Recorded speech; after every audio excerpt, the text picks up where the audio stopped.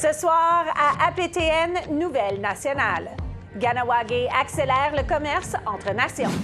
Un athlète de Kahnawake entre au temple de la renommée. Nouvelle résidence étudiante, une transformation à Kuujjuaq. Un film offre un regard inédit sur la vie inuite moderne.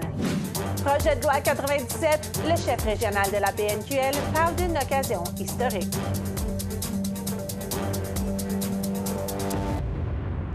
Tunusugiti, bonjour, je m'appelle Kim Sullivan. Je vous souhaite la bienvenue à APTN Nouvelle Nationale.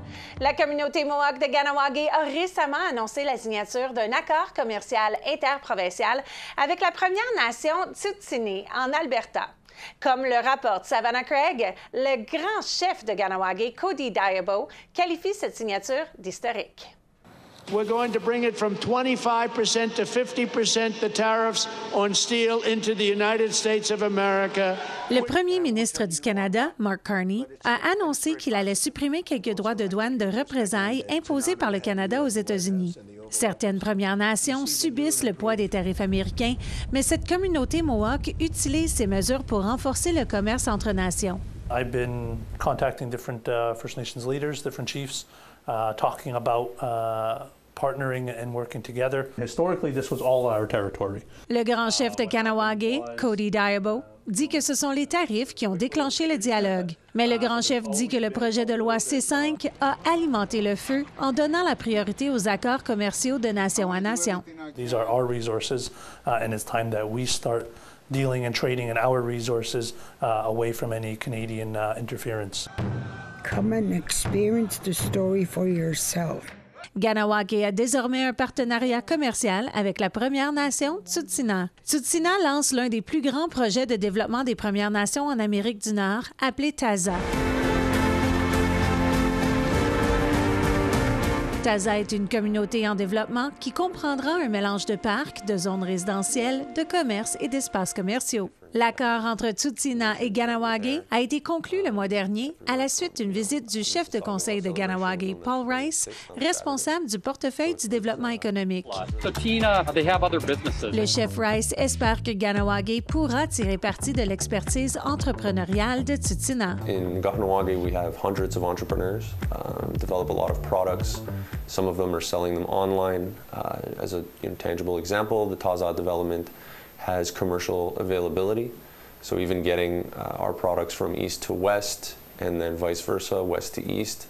We're located 15 minutes from Montreal, they're 15 minutes from Calgary. So an exchange of products, opening new markets is good for those entrepreneurs.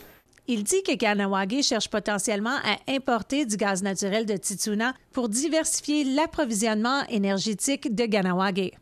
We're seeing the ramping up of mega projects. L'expert en commerce autochtone Wayne Garnon-Williams affirme qu'un accord comme celui-ci est important pour empêcher que le commerce entre les nations autochtones ne soit menacé par un autre pouvoir gouvernemental.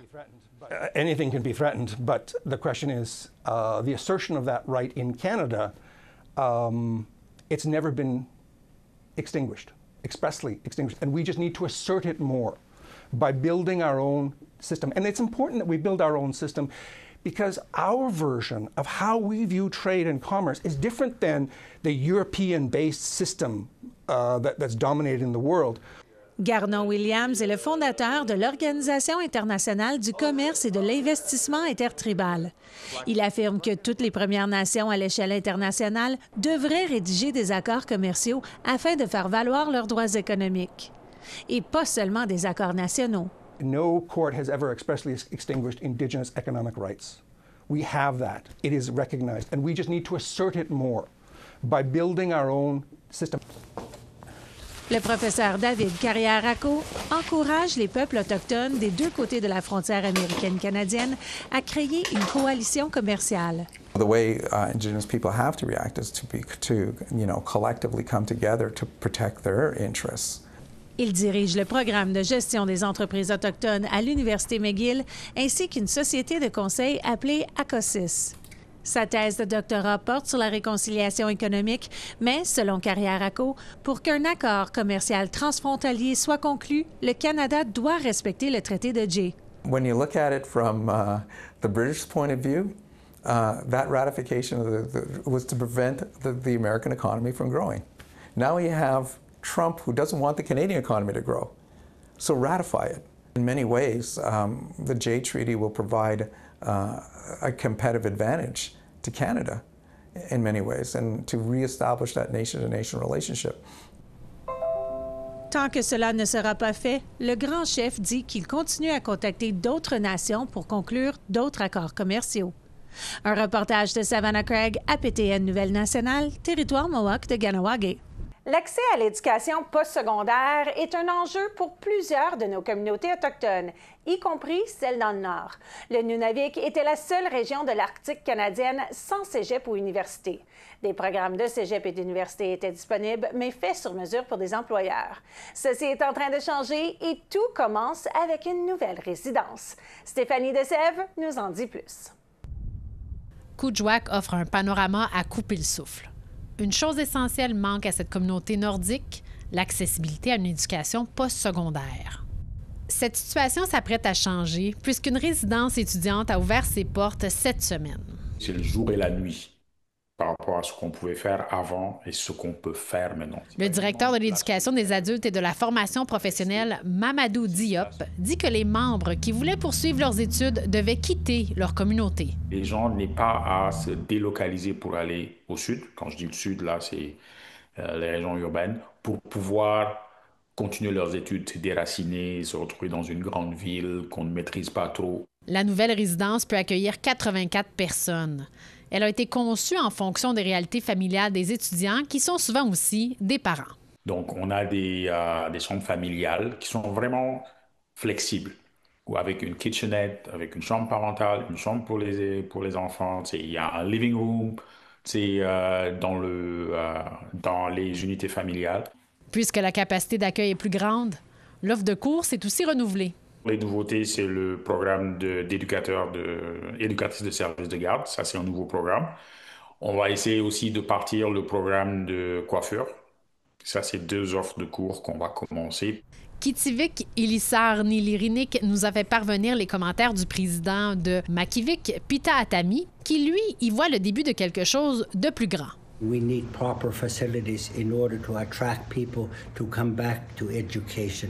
Since this is an adult facility that's going to focus on different trades that we need many people of, that we're lacking qualified people, and I'm hoping this will help us in realizing and getting more people into the different trades, whether it's plumbing, electrical, furnaces, carpentry. La grande nouveauté est la possibilité de suivre un cursus universitaire accessible à tous pour devenir professeur. Plus la formation des maîtres à temps plein, ça c'est une offre de cours nouvelle, ça c'est nouveau, on ne l'a jamais fait. Donc c'est 3 cours nouveaux qu'on va offrir à cause de la capacité d'accueil qui a été augmentée substantiellement. L'ouverture de la résidence étudiante change la donne. C'est un pas de plus vers l'objectif ultime. Getting an Arctic university, which we need very badly. Ce qui ne fait pas de doute, c'est que l'accès à l'éducation sur le territoire s'agrandit. Un droit trop souvent pris pour acquis. C'est des parents, les conditions de vie ne sont pas faciles. On apprend dans une deuxième langue. Oui, c'est vrai. Ça force le respect. Et je le vois à travers mes élèves quand ils le disent. Je suis le premier de ma famille qui a eu un diplôme. Stéphanie Desèvres, APTN Nouvelle Nationale, Montréal. Merci Stéphanie. Après cette courte pause, un film magnifique qui met en lumière la beauté et la réalité du Nord, ainsi qu'un athlète qui entre dans le temple de la renommée. À ne pas manquer.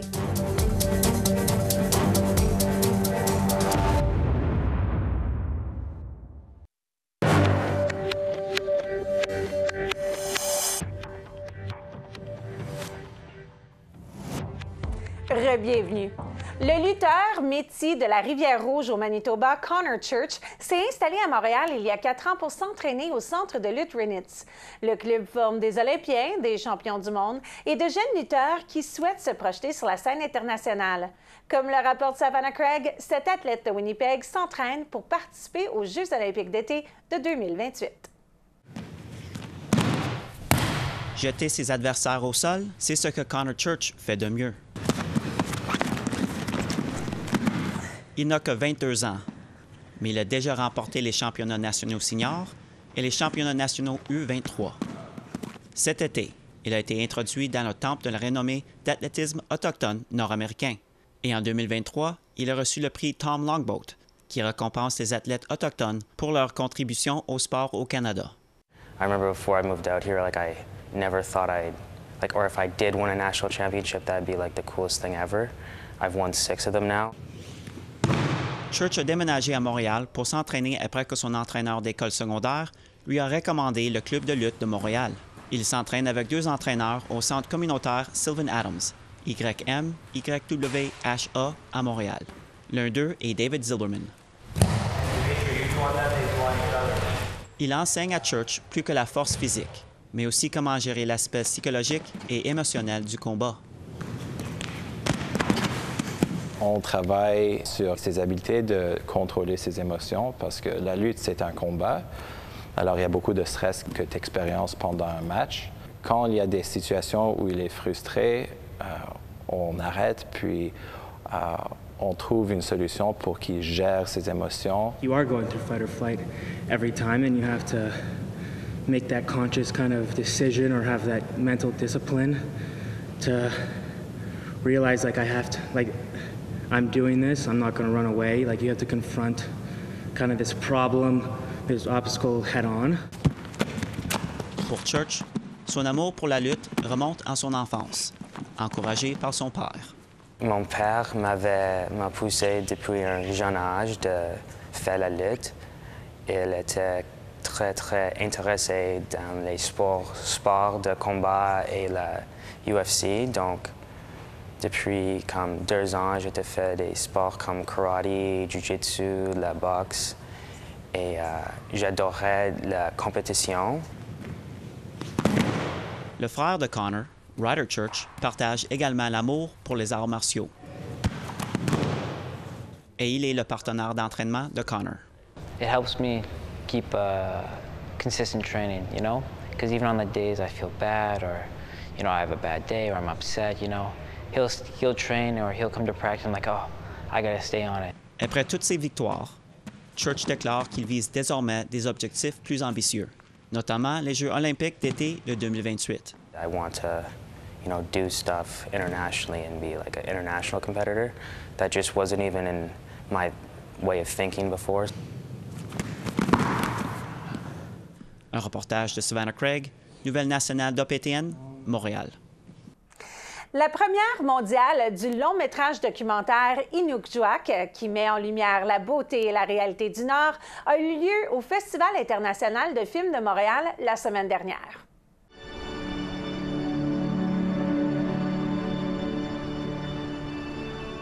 Tourné au printemps 2022 à Inukjuak, au Nunavik, Inukjuak présente un double regard sur le Nord et la société inuit moderne. When it started appearing, it brought up maybe flashbacks. Résidente d'Inukjuak, la co-réalisatrice Gila Yamaluk voulait célébrer la résilience de son peuple en revenant sur les 100 dernières années de la communauté. Travailleuse sociale de profession, elle voulait surtout aider les jeunes à prendre conscience des traumatismes du passé, pour mieux comprendre les façons de faire de leurs parents, dans le but d'entamer un processus de guérison. They don't understand about the relocation and residential school survivors. So it's because I didn't know about it too growing up. We learned that very late. It's for them to understand why they act the way they act. So they won't feel how I feel growing up. When I pull this, the arrow would go. Le documentaire offre un regard intime sur la petite communauté d'Inukjuak et la vie quotidienne de ses membres. Spending time with them out on the land, they share their stories. Certains y ont même participé, comme Tommy Palliser, qui a travaillé en tant que producteur local. It's great to tell our story, coming from the community where, we like to share our way of living,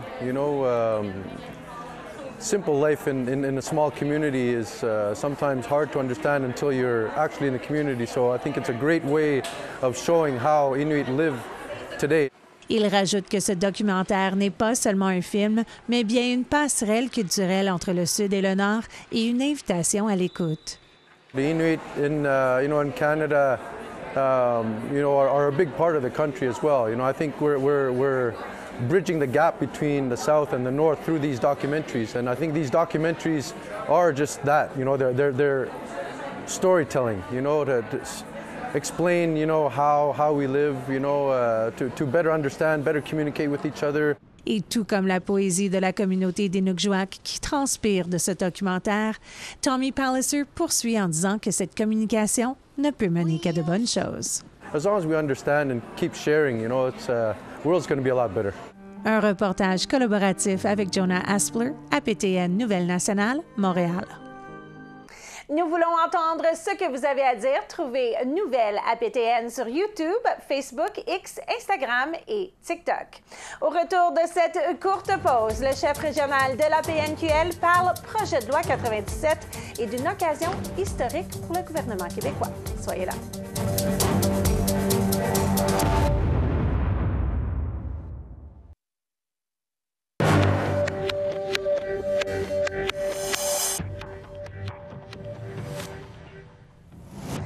Bienvenue. Le projet de loi 97 sur la modernisation du régime forestier crée débat, manifestations et tensions qui semblaient avoir atteint son cap la semaine dernière et qui a finalement mené à une discussion entre la PNQL, les élus de la Nation Atikamekw, les acteurs de l'industrie forestière et le gouvernement québécois. Avec nous, quelqu'un qui était à cette table, le chef régional de la PNQL, Francis Véropol. Bonjour. Oui, bonjour. Vous étiez à New York pour la 24e session de l'instance permanente sur les questions autochtones quand la ministre des Ressources naturelles et des Forêts, Maïta Vézina-Blanchette, a déposé le projet de loi 97. Fait que ma grosse question, c'est, si on retourne un peu dans le temps, étiez-vous aussi surpris que les chefs Atikamekw et est-ce qu'il y a eu une consultation significative avant ce dépôt de projet de loi? On a participé à différentes tables de réflexion, de discussion depuis plus d'1 an et demi concernant une possible réforme du régime forestier. Et lorsque le projet de loi a été déposé, bien sûr, comme l'ensemble des Premières Nations, on a été surpris par le dépôt du projet de loi. Tout d'abord parce que ce qu'on demandait au niveau de la table des chefs de la PNQL, c'était de s'asseoir avec la ministre pour avoir des discussions réelles et constructives sur le futur projet de loi. Et parce qu'on connaît le processus ensuite parlementaire, lorsqu'un projet de loi est déposé, on se bute à des barrières parlementaires là, sur le processus, sur les amendements qui peuvent être apportés. Donc, on avait de très grandes préoccupations, puis finalement, cette rencontre n'a jamais eu lieu. Comme je mentionne, oui, définitivement que lorsque le projet de loi a été déposé à l'époque, on a été surpris. Il y a eu un appel au dialogue. Vous avez ensuite décidé, la PNQL, de retirer complètement de la discussion avec le gouvernement. Qu'est-ce qui a fait que vous êtes revenu à la table la semaine dernière? En fait, on n'est pas revenu à la table. Concrètement, la table de haut niveau, pour le moment, n'est pas en fonction. Après 2 rencontres, nous nous sommes retirés parce que pour s'asseoir à cette table-ci, il fallait s'entendre sur des termes de référence, sur des objectifs concrets, parce notamment pour défendre nos droits en tant que Première Nation, et le ministère ne voulait pas aller dans cette voie-là. Donc, à ce moment-là, on s'est retiré. Et par la suite, ils sont revenus à la charge. Il y a eu des discussions entre les ministres et nous pour la continuité des choses, puis voir un peu également quelles sont les prochaines étapes. Et on a réitéré 3 positions distinctes, 3 principes fondamentaux qui doivent atterrir dans le projet de loi, qui doivent être libellés dans le projet de loi en quelque sorte, pour pouvoir revenir à la table. Et ces principes sont le respect des droits ancestraux et sous-traités, une réelle cogestion de la forêt, avec les leaders des Premières Nations et un retrait du zonage d'aménagement prioritaire. Des groupes comme Premières Nations, Mamo, est-ce que vous pensez que le ministre responsable des Relations avec les Premières Nations, Ian Lafrenière, qui a dit que tout me semble d'accord que des modifications au projet de loi soient faites, que vous avez la même définition du mot « modification »? Bien, la balle est dans le camp du gouvernement du Québec pour le moment. C'est eux qui ont la solution. Depuis le début, je pense on a réitéré en commission parlementaire et par la suite que le gouvernement actuellement a une opportunité une opportunité un peu historique de reconnaître finalement, enfin, nos droits en tant que Première Nation. Mais pour le moment, on se bute un peu à un certain mur. Maintenant, on entend, comme vous le dites, qu'il y aurait une ouverture, qu'il y a une ouverture du côté du Québec, du gouvernement du Québec, mais encore, c'est exactement ce qu'on a réitéré comme position la semaine dernière. On peut avoir une ouverture à quelque chose. On peut avoir une ouverture à l'écoute, on peut avoir une ouverture au dialogue, mais actuellement, où ce que nous sommes dans le processus, c'est ce qu'on veut, c'est une ouverture à apporter des modifications majeures à la mouture actuelle du projet de loi ou à tout simplement totalement le retirer. Je pense que nos positions sont claires. Maintenant, ça prend le gouvernement du Québec de répondre à celle-ci et d'avoir une réelle volonté politique de modifier le projet de loi. Il y a un consensus là, également général à travers la population. On entend notamment les syndicats, les écologistes, les universitaires, qui sont extrêmement préoccupés quant au projet de loi, la mouture du projet de loi qui a été présenté. Donc, je pense que à un moment donné, il faut que le gouvernement du Québec puisse prendre acte sur ces différentes préoccupations et surtout sur les solutions qui lui sont proposées là, pour le futur de nos forêts et la pérennité de celles-ci. Très bien dit. En tant que papa, je veux juste savoir, tu as utilisé le mot « futur ». Que signifie cette bataille actuelle pour les 7 generations to come, les 7 générations à venir? Bien, je pense, comme je viens de le mentionner, la pérennité des forêts est au cœur de nos préoccupations. Les forêts, c'est central à nos identités, à nos cultures, à nos langues. Donc, c'est l'élément vraiment central. Donc, pour nous, là, il y a pas de... Les standards sont très élevés et ils ne descendront pas en termes de reconnaissance de droits. Et je pense qu'on a beaucoup appris dans le passé. Il y a eu des erreurs qui ont été faites. Puis on a une expertise là, vraiment développée au niveau de l'ensemble des Premières Nations, autant les savoirs traditionnels qu'avec un mélange de savoirs occidentaux. Donc, je m'explique mal pourquoi le gouvernement du Québec s'entête à ne pas vouloir entendre et allier ces différents savoirs pour la pérennité des forêts. Donc, on tient mordicus nos positions et je pense que c'est important. Je vous remercie tellement d'être passé à l'émission pour nous en parler un petit peu plus. On espère que quelque chose va en venir et bonne chance pour les discussions à venir. Merci, Miigwech. Miigwech. C'est ce qui conclut le bulletin de APTN Nouvelles Nationales. Je m'appelle Kim Sullivan. Merci beaucoup d'avoir été des nôtres et à la semaine prochaine. La Cour Midi.